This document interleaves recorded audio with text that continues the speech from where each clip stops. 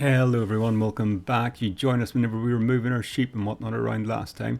So I'm putting all my fully grown sheep into the new barn at the minute. This place up here will be kept for lambs only. So once the lambs start maturing and start producing wool, I'll get them shifted across to here. This is a much higher capacity. So it's actually quite good. That little woodland thing becomes kind of like a feeder pen now. So as lambs mature, I buy some more. They grow up and then I just shift them across to here and we're using them for wool. As we get lambs growing in here, then I can put them across to the feeder pen. We'll kind of sell off the excess in the time, but yeah, this should be a good little system. It does need a lot of grass though. All this grass that I had around the place, yeah, they're filling that up like mad. So I'm going to have to generate a bit more. I thought I actually had quite a lot of grass at the end of the last episode, but as you see, I've just put over 50,000 litres into there. So get the mowers out and all this random stuff I have around my new plot. I'm going to go around and mow that up now as well.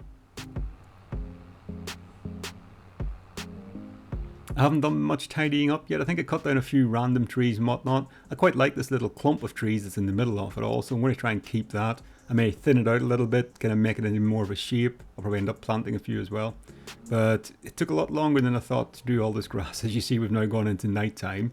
It's actually quite dark, so I'm going to go to bed because I really can't see anymore. We'll kick this off again tomorrow. And yeah, here we are. Everything's baled up and there's a lot of bales here. I really wasn't expecting to be getting this much stuff out of here, especially as it's just meadow grass, nothing's fertilized, anything like that. So it just shows how much land there actually was sitting around there. So I'll dump this in beside the sheep pen. I don't think they would need this much stuff anymore, so may as well keep this and it can go to the small plots and the calves and things as well that's up by the trees.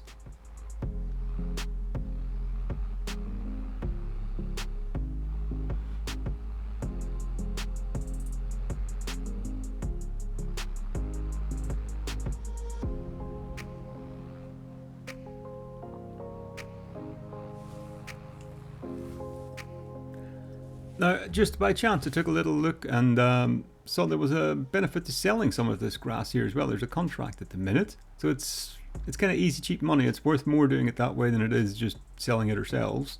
So got a bit of back for that. Got 25,000 for the contract.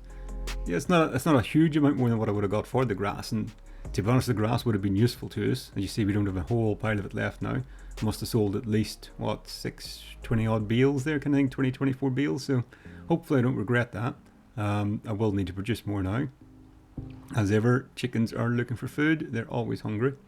I started thinning out some of the trees in and around here as well. A lot of the trees that I had planted. But now I've kind of lost track on which ones were original trees and which one were planted trees. So I just need to make sure that I'm taking down the big trees, getting the right ones, and keeping this firewood production stacked as well. As I say, I was amazed at how much money the firewood was worth last December, so I'll definitely be trying to maximize output from that. A full year's of production will be worth hundreds of thousands of pounds to us come the winter time. Just emptying out the sunflowers here again as well. It's been a really good money spinner as well. That sunflower oil has definitely brought in a lot of money for us this year.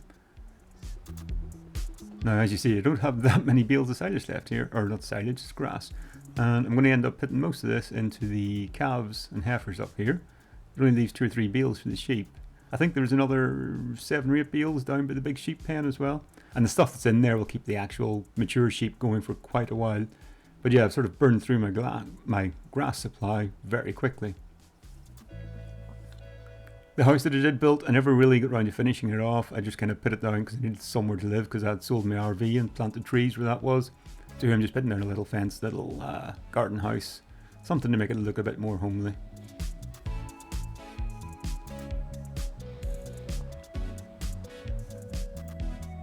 And out in the new plot now as well, some weed control has to happen. Sorry, not the new plot, the plot behind the house. I'm getting confused, everything looks the same now. But we are definitely expanding. We're on our 3rd plot now, so farm's getting big. And here we see this pig food that I'd said that we were running short of. We've got loads of it sitting in that facility, so we're not going to run out anytime soon.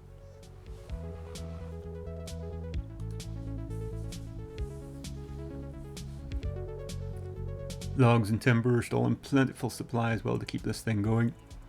It'll just be a matter of actually getting out there and cutting some trees down.